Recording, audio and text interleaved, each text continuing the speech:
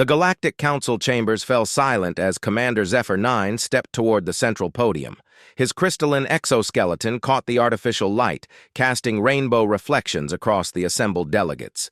Representatives from 47 different species watched with barely concealed curiosity as the decorated Altarian war hero prepared to speak.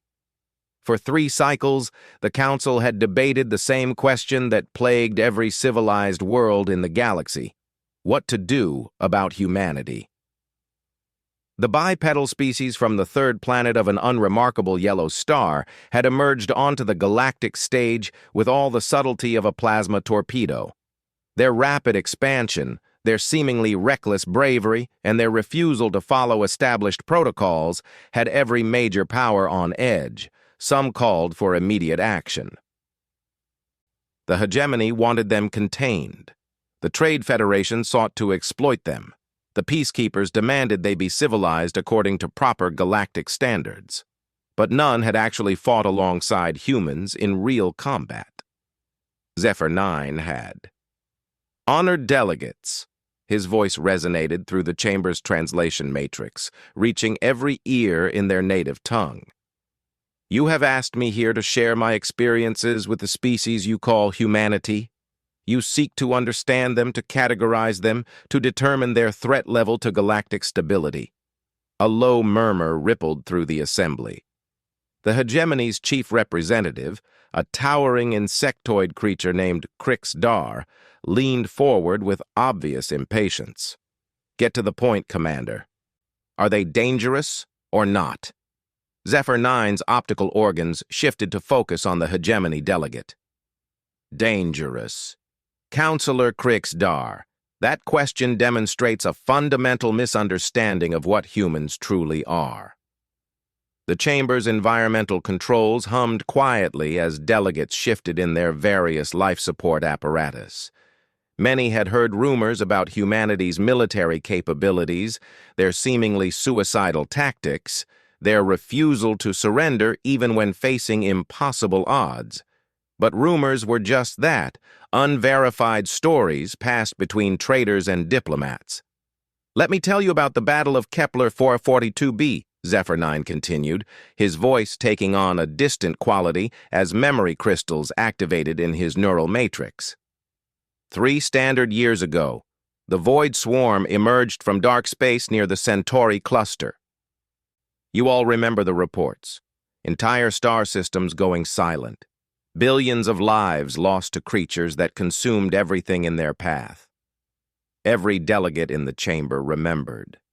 The Void Swarm had been the most terrifying threat the galaxy had faced in millennia. Ancient, hungry, and utterly alien, they devoured planets and turned star systems into lifeless husks. Traditional weapons barely scratched their bioships, and their numbers seemed endless. The Alliance assembled the largest fleet in galactic history, Zephyr 9 recounted. Ships from every major power, equipped with our finest technology, crewed by our best warriors. I commanded the 3rd Strike Wing, 47 vessels from 12 different species, all veterans of countless conflicts. He paused, allowing his words to settle. And we were losing. The Altarian's crystalline features flickered with what those familiar with his species recognized as old pain. For every swarm bioship we destroyed, 3 more took its place. Their acid pods melted through our shields like they were made of paper. Their viral weapons turned our own crews against us. In 6 engagements, we lost 60% of our fleet strength. Ambassador Vel Thara of the Peacekeepers spoke up, her melodic voice carrying across the chamber. We read the reports, Commander. The fleet was forced to retreat to the Kepler system for regrouping. But the tactical analyses were classified. What happened next? Zephyr 9's optical organs dimmed slightly, a sign of deep concentration among his kind. That is when we received word that a human colony fleet had been caught in the swarm's path.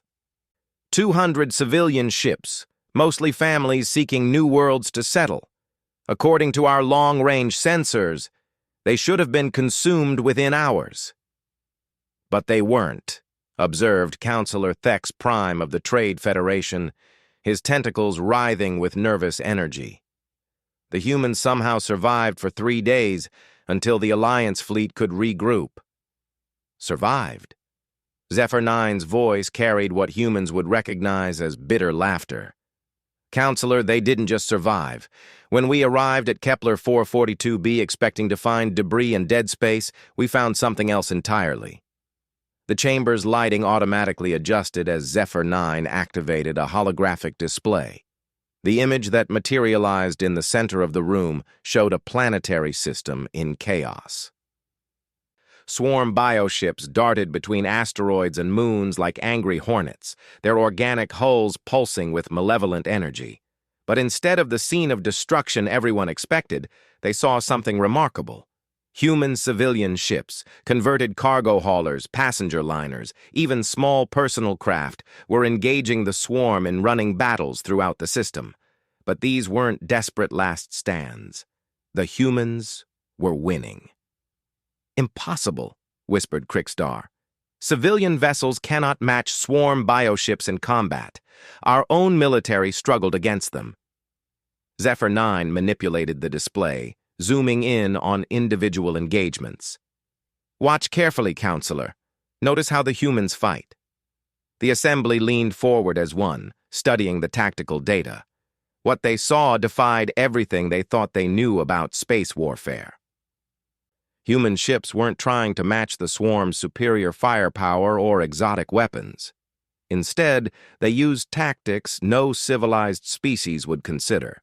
A human cargo vessel, its hull scarred and atmosphere bleeding from dozens of breaches, deliberately rammed a swarm bioship 3 times its size. But this wasn't a suicide run. At the last moment, the human ship's crew ejected their cargo pods, each one loaded with improvised explosives and accelerated to tremendous velocity. The bioship, designed to absorb and digest conventional weapons, had no defense against this crude but effective bombardment. Another human ship, a luxury liner that should never have been in a combat zone, was using its passenger shuttles as autonomous weapons platforms. Each small craft was piloted by volunteers who dove into swarm formations, disrupting their coordination and creating openings for larger human vessels to exploit. "Notice the pattern," Zephyr 9 continued, highlighting different sections of the battle. "Every human tactic violates standard combat doctrine. They use equipment in ways it was never designed for. They take risks that should result in total casualties. And yet..." The hologram shifted to show the aftermath. Dozens of swarm bioships floated dead in space, their organic hulls cracked and leaking strange fluids. The human fleet, though battered and scarred, remained largely intact. "They won," breathed Ambassador Velthara. "Civilians with no military training defeated a swarm formation that had destroyed entire battle fleets."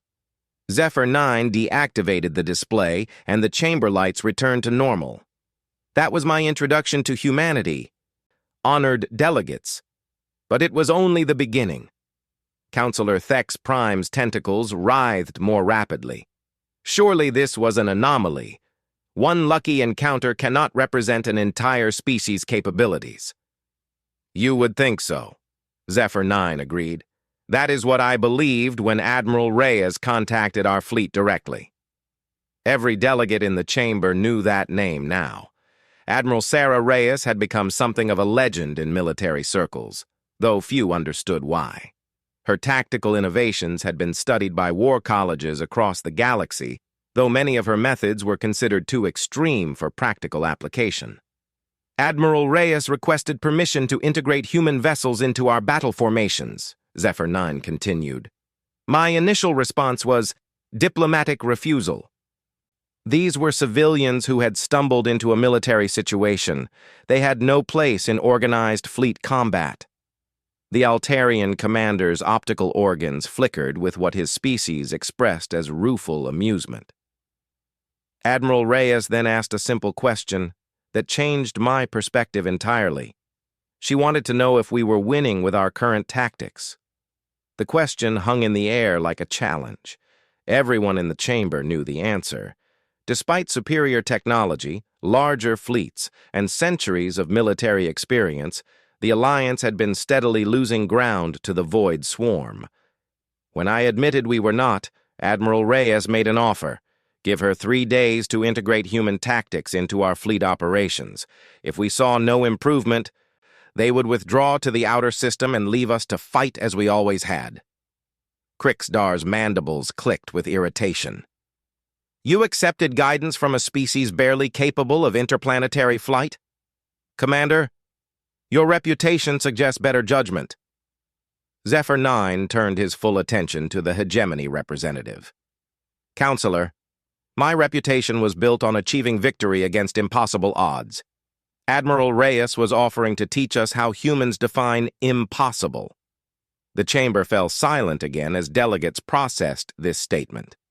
The concept of learning from a primitive species challenged fundamental assumptions about galactic hierarchy and technological superiority.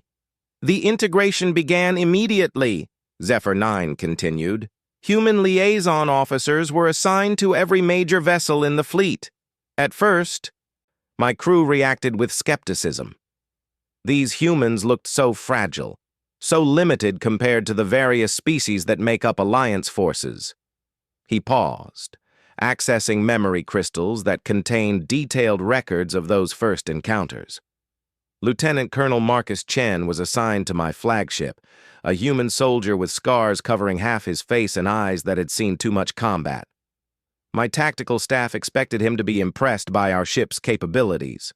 Energy weapons that could crack moons, shields capable of deflecting stellar radiation, sensors that could track individual molecules across light years of space. Instead, he asked why we weren't using any of it creatively. The question clearly confused several delegates. Creative weapon usage wasn't a concept that translated well across species barriers. Most civilized races developed standardized combat doctrines and adhered to them religiously. Colonel Chen's first suggestion was to modify our primary deflector array, Zephyr 9 explained. Instead of using it purely defensively, he wanted to turn it into a gravitational weapon. The physics were sound, but the concept violated every principle of defensive warfare.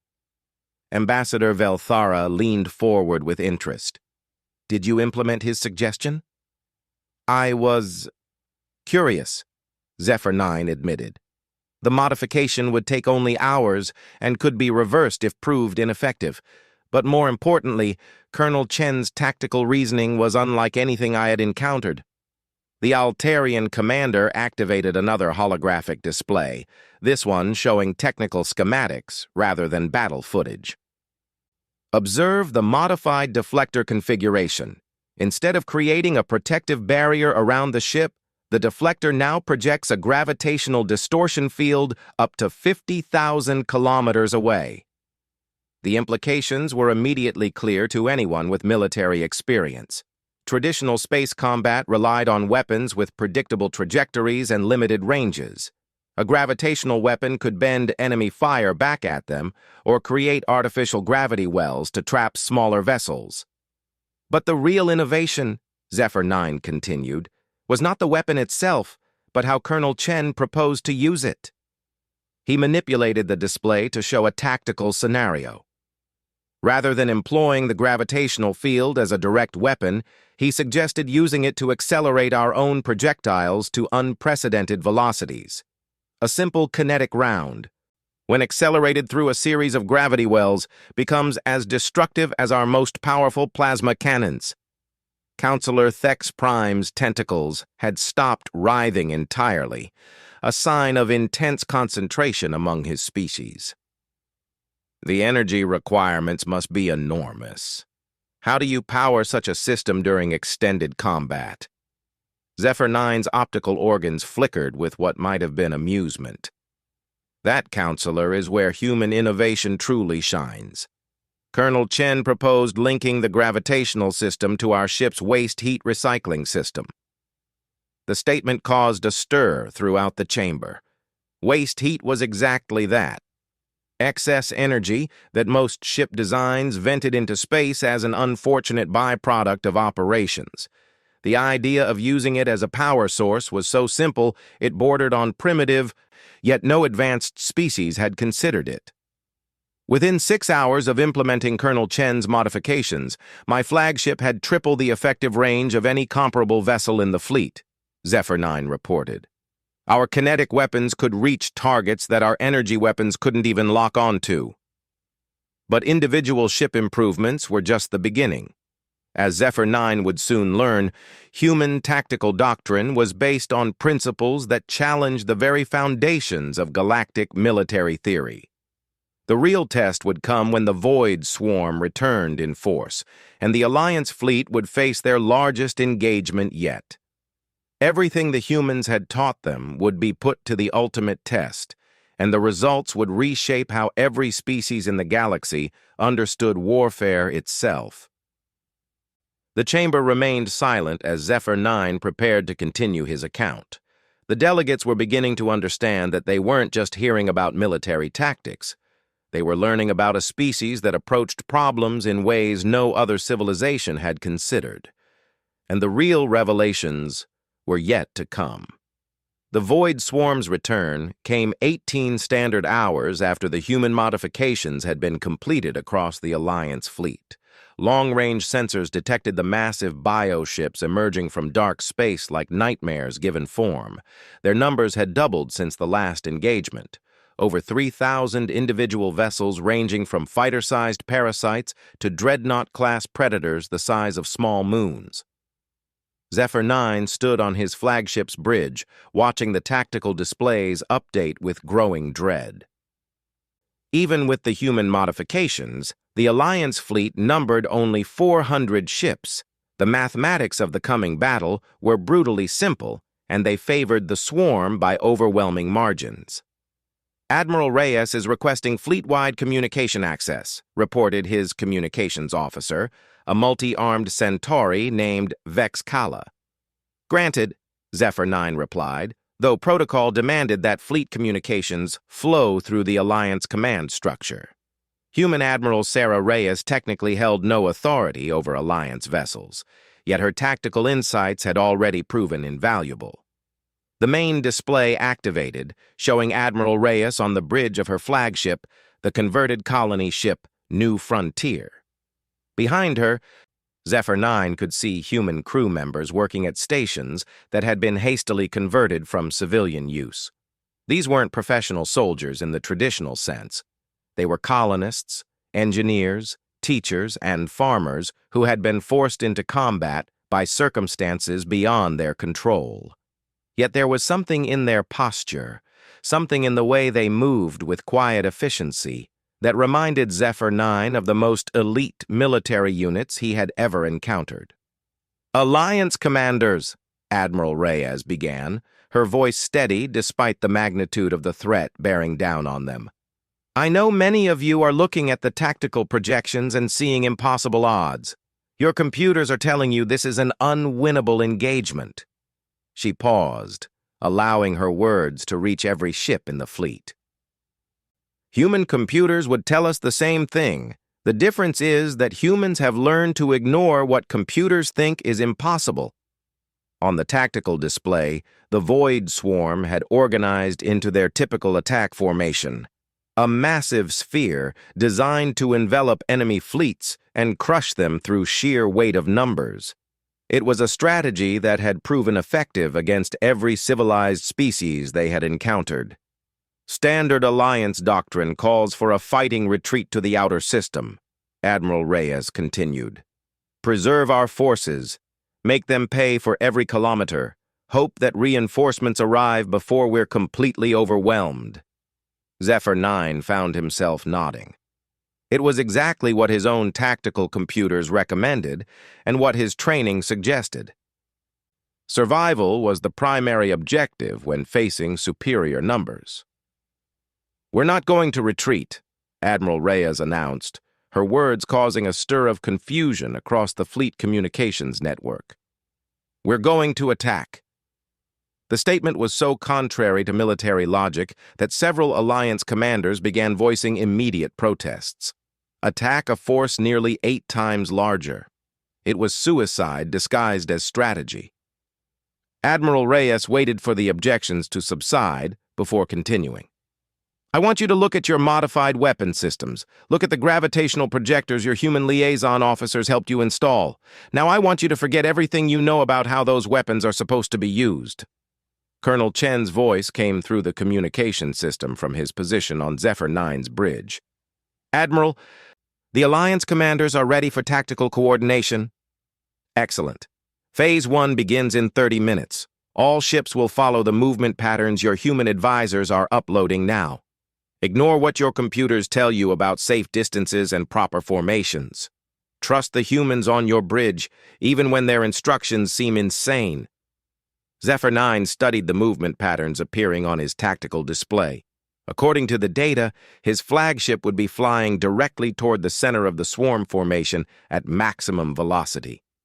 Not toward the edges where a fighting retreat might be possible, but straight into the heart of the enemy force. Colonel Chen, he said quietly, this appears to be a suicide run. The scarred human turned from his temporary station, his eyes meeting Zephyr 9's optical organs without flinching. Commander, may I ask you a question? Proceed. In all your years of military service, how many impossible battles have you won using possible tactics? The question hit Zephyr 9 like a physical blow. His memory crystals automatically accessed his combat record, dozens of engagements, hundreds of tactical decisions, countless hours of strategic planning. In every case where victory had seemed impossible, conventional tactics had led to conventional defeats. None, he admitted. Colonel Chen nodded. Then perhaps it's time to try impossible tactics. The human turned back to his station, where he was coordinating with other human advisors throughout the fleet. Zephyr 9 watched him work. Noting how the young colonel's scarred hands moved with absolute certainty across alien controls he had learned to use in less than 3 days. Fleet movement commencing, announced Vex Kayla. All ships are following the human coordination patterns. On the main display, the Alliance fleet began to move in ways that defied centuries of tactical doctrine. Instead of maintaining protective formations, ships spread out into seemingly random configurations. Instead of keeping their strongest vessels at the center, the humans had placed them at the edges of the formation. Instead of presenting their smallest cross-section to enemy fire, ships were rotating to show their broadest profiles. Every instinct Zephyr 9 had developed over decades of military service screamed that this was wrong. Void Swarm is responding to our movement, reported the sensor operator. They're accelerating their approach, attempting to engage us before we can establish whatever formation we're trying to achieve. Zephyr 9 watched the enemy bioships surge forward like a living tide of destruction. Their organic hulls pulsed with bioelectric energy, and their weapon systems were already charging for long-range bombardment. In minutes, the space between the two fleets would become a killing field. Colonel Chen, your people realize that we're about to enter maximum weapons range. The human glanced up from his station. Commander, we've been in weapons range for the last 10 minutes. The swarm just doesn't know it yet.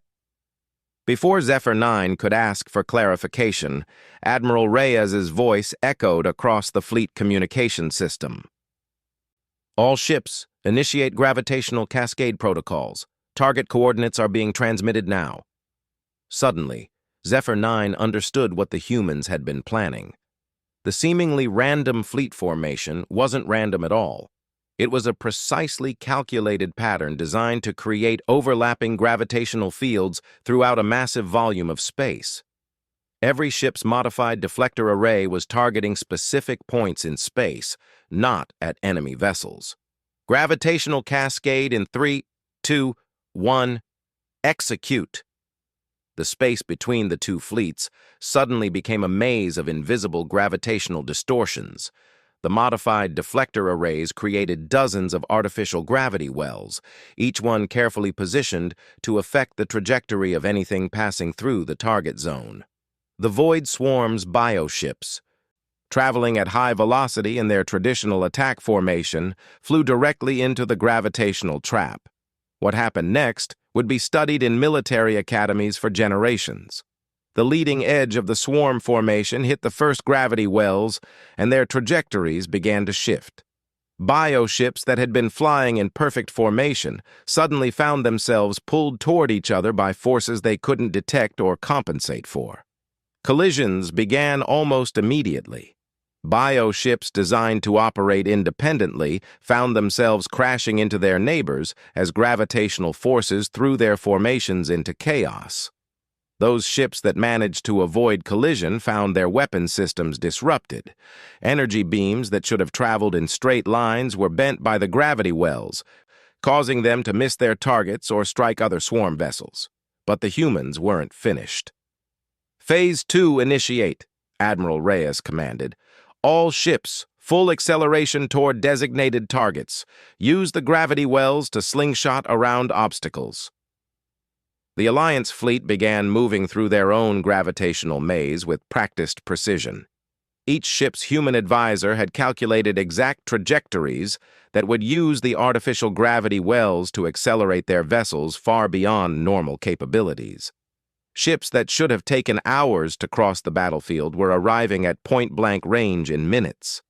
Zephyr 9 felt his flagship's inertial compensators struggle to keep up with the acceleration as they whipped around one gravity well and used its pull to launch themselves toward the next. It was like riding a controlled avalanche through space. "Weapons range in 30 seconds, announced the tactical officer. "Colonel Chen, how do we engage them once we're in close combat?" Zephyr 9 asked.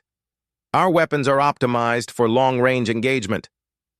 The human's scarred face split into what Zephyr 9 was learning to recognize as a particularly dangerous human expression. A smile. "Commander, we're not using our weapons for long-range engagement anymore." The colonel activated a secondary tactical display that showed the modified firing solutions his team had programmed. Instead of targeting enemy ships directly, the Alliance vessels would be firing their kinetic projectiles into the gravitational wells, using them as giant slingshots to accelerate simple metal slugs to relativistic velocities.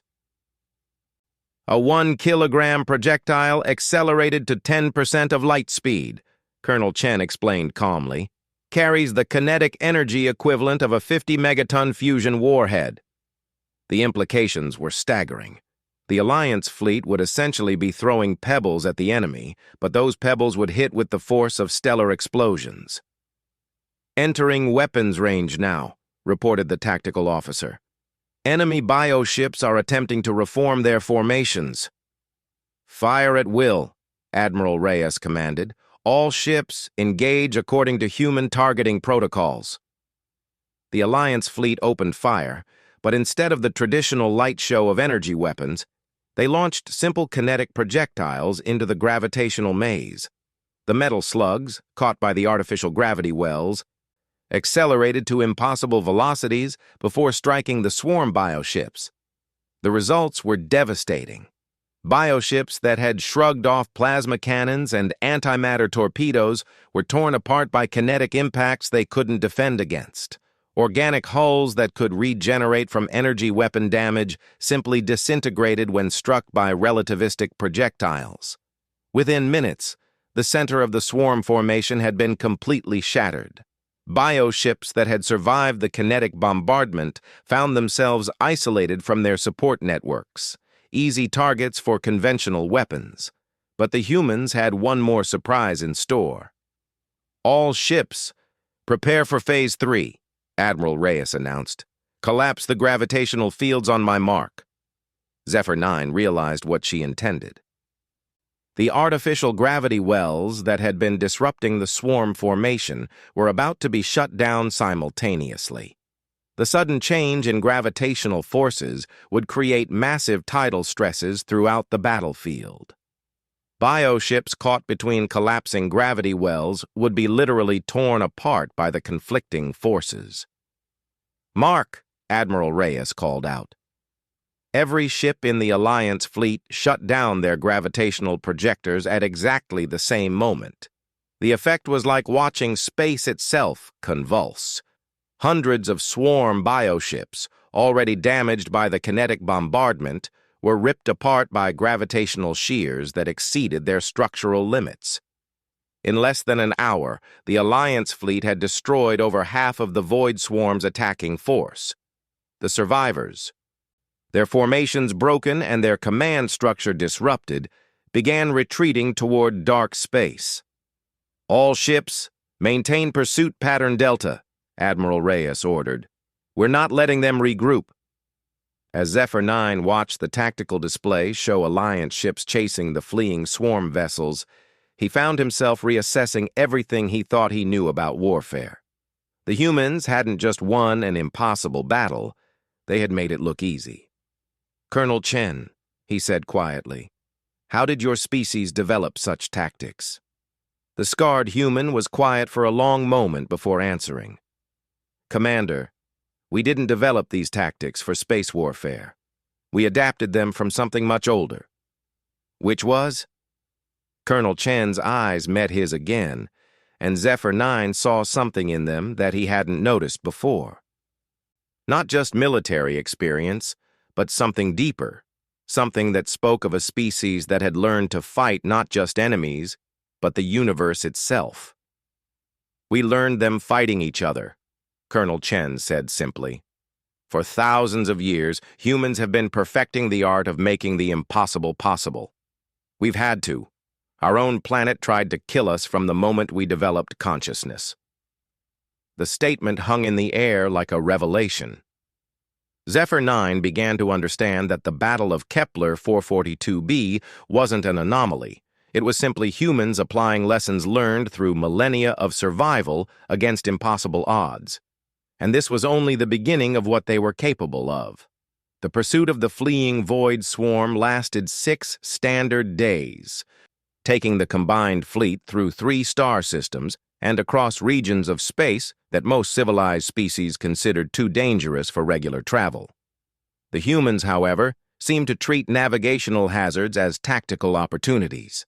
When the swarm tried to use the gravitational anomalies around a collapsed star to shake their pursuers, the humans taught the Alliance fleet how to surf the space-time distortions like waves on an ocean. When the bioships attempted to hide in the radioactive aftermath of a recent supernova, the humans showed their allies how to use the stellar debris as camouflage while hunting their prey.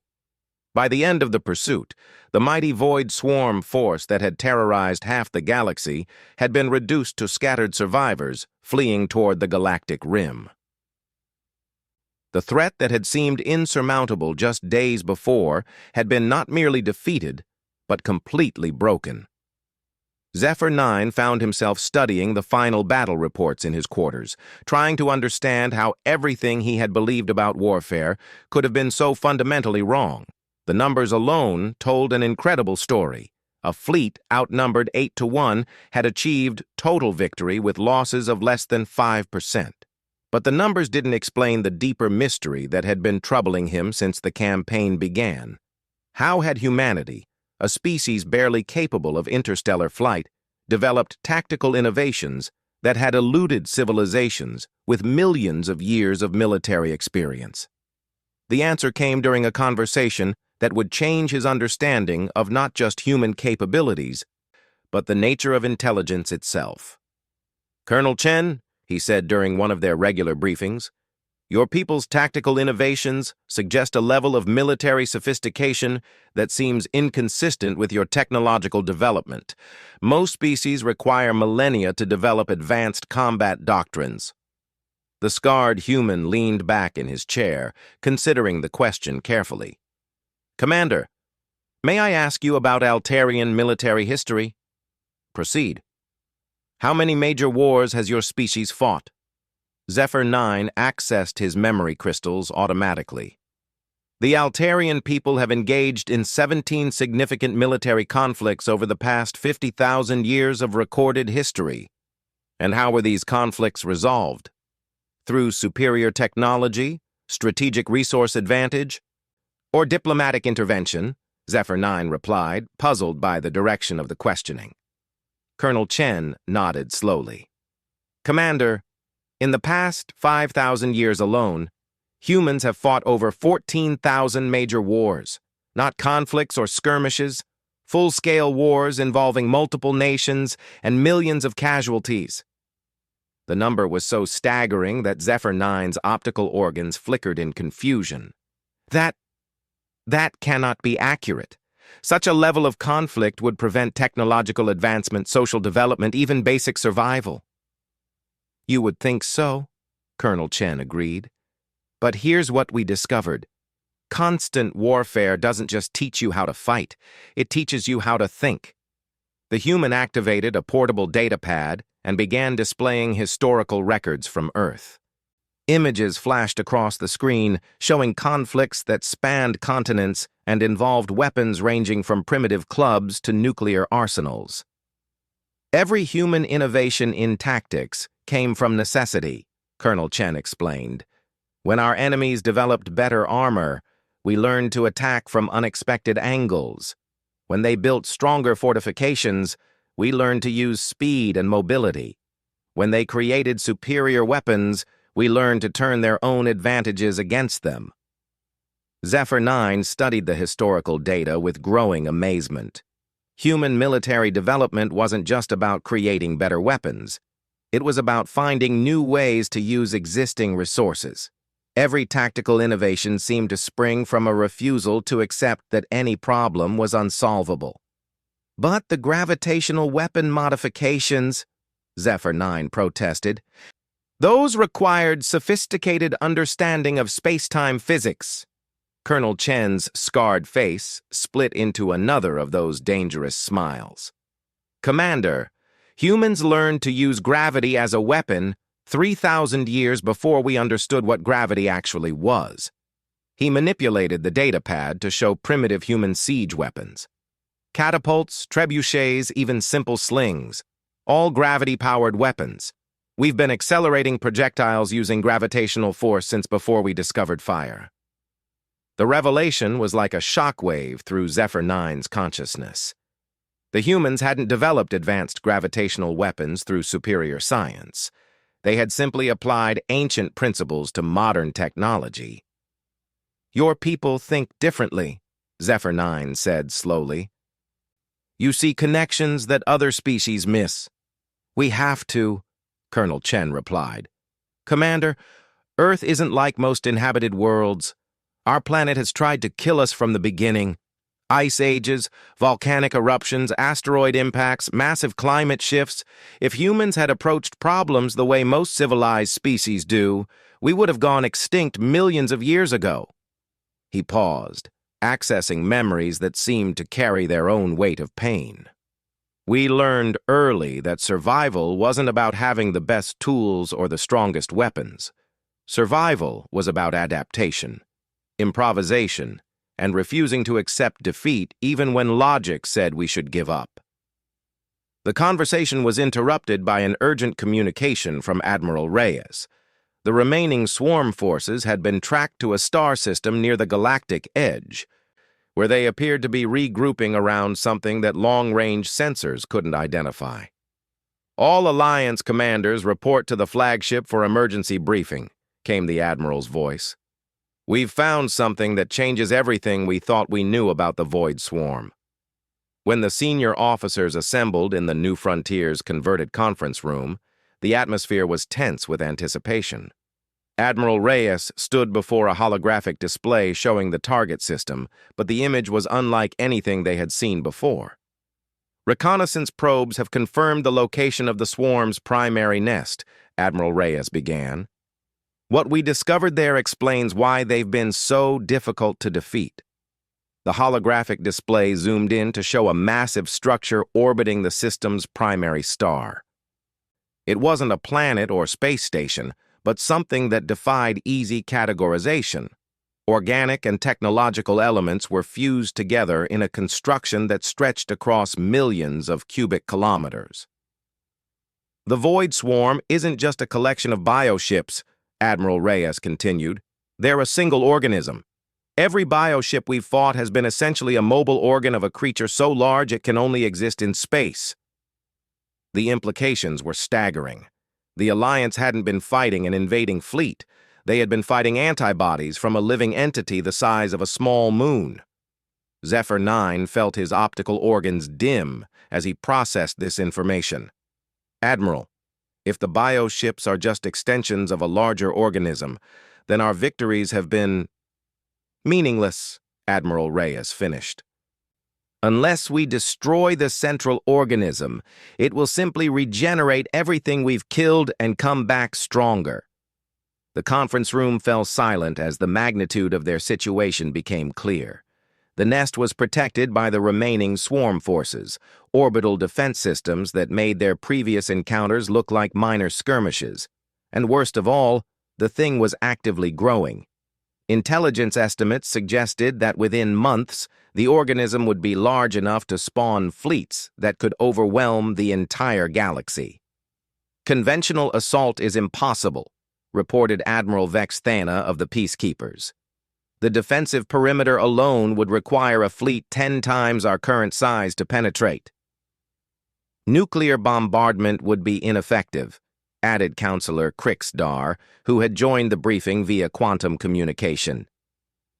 The organism appears to be naturally resistant to radiation, and its regenerative capabilities would repair damage faster than we could inflict it. One by one, the Alliance commanders detailed why every conventional approach would fail. The mathematics were brutal. They were facing an enemy that was essentially invulnerable to anything in their arsenal. But as Zephyr 9 listened to the litany of impossible obstacles, he found himself studying the humans in the room. Unlike the Alliance officers who were becoming increasingly discouraged as the briefing continued, the humans seemed to be growing more focused. Admiral Reyes was reviewing technical specifications with the same expression Colonel Chen had worn when proposing his gravitational weapon modifications.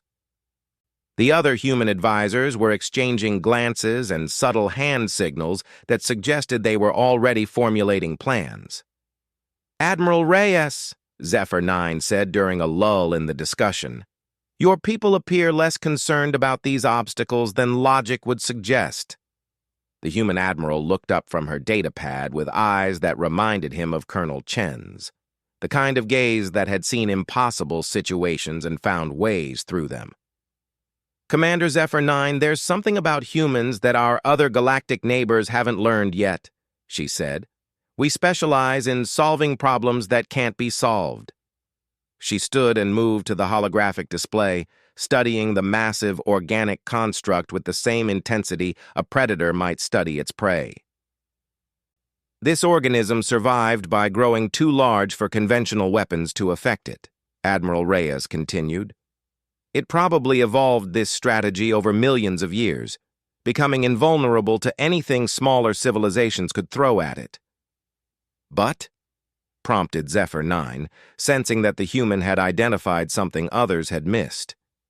Admiral Reyes manipulated the display to highlight the organism's energy distribution systems. "But it's still a living creature, and every living creature has vulnerabilities if you know where to look." She zoomed in on specific sections of the construct, highlighting areas where biological and technological components interfaced. "Look at these junction points. The organism has grown so large that it can't maintain direct neural control over every section. It's using technological augmentations to coordinate its functions." Colonel Chen leaned forward with sudden understanding. "You're thinking about a neural cascade failure." "Exactly," Admiral Reyes confirmed. "If we can disrupt the technological interfaces, the organism's own size becomes a weapon against itself. Without central coordination, different sections would begin competing for resources." The plan that emerged over the next several hours was simultaneously elegant and insane. A small strike force would penetrate the organism's defensive perimeter and target the technological interfaces from within. But instead of trying to destroy the creature, they would reprogram its own systems to create feedback loops that would cause it to literally tear itself apart. It was the kind of plan that only humans would consider viable, using an enemy's greatest strength as the instrument of its own destruction. The infiltration team will need to include human technical specialists, Admiral Reyes explained. Our people have experience with systems that weren't designed to work together. Zephyr 9 found himself volunteering to lead the mission before he fully realized what he was doing. The human approach to impossible problems had become infectious, and he discovered that he wanted to see how far their unconventional thinking could go. The infiltration took place during the organism's feeding cycle, when its attention was focused on consuming asteroids and space debris. The strike team, consisting of Zephyr 9's fastest ships and a full complement of human technical specialists, used the gravitational distortions around the creature to mask their approach. Getting inside the organism was like navigating through the circulatory system of a living moon. Organic passages stretched for kilometers, pulsing with bioelectric energy and flowing with nutrient streams that could dissolve conventional materials. The human-modified ships moved through this environment like viruses infiltrating a host, small enough to avoid detection but carrying payloads that could affect the entire system. Target interface is located, reported Chief Technical Specialist Maria Santos, the human engineer leading the sabotage operation. Beginning viral upload to the coordination networks. What followed was unlike any military operation in galactic history. Instead of explosions and energy weapons, the humans attacked the creature's nervous system with carefully crafted computer viruses that hijacked its own coordination protocols. The effect was immediate and catastrophic. Sections of the organism that had operated in harmony for millennia suddenly began receiving conflicting commands. Biological systems tried to grow in directions that technological augmentations couldn't support. Resource distribution networks began competing against each other instead of sharing materials. Within hours, the creature that had spawned the Void Swarm was literally tearing itself apart from the inside. The bioships that had seemed so formidable were recalled to the dying organism, only to be consumed by the very entity they had been trying to protect. By the time the strike team extracted from the collapsing creature, the threat that had terrorized half the galaxy had been reduced to dispersing organic matter and scattered technological debris. The campaign was over, but for Zephyr 9, the real learning had just begun. In the months that followed, he would study human tactical innovations with an intensity that bordered on obsession. What he discovered would change not just his own approach to military command, but the fundamental understanding of how intelligence could be applied to solve seemingly unsolvable problems. The humans hadn't just won an impossible war, they had demonstrated that the concept of impossible was simply a failure of imagination. Standing now in the Galactic Council chambers, preparing to deliver his final assessment of human capabilities, Zephyr 9 realized that the assembled delegates were asking the wrong question entirely. They wanted to know if humans were dangerous, but danger implied a threat that could be quantified and defended against. Humans weren't dangerous in any conventional sense. They were something far more significant. They were the living proof that the universe's problems were solvable if you were willing to think about them in ways that no one had considered before. The real question wasn't whether humanity was dangerous.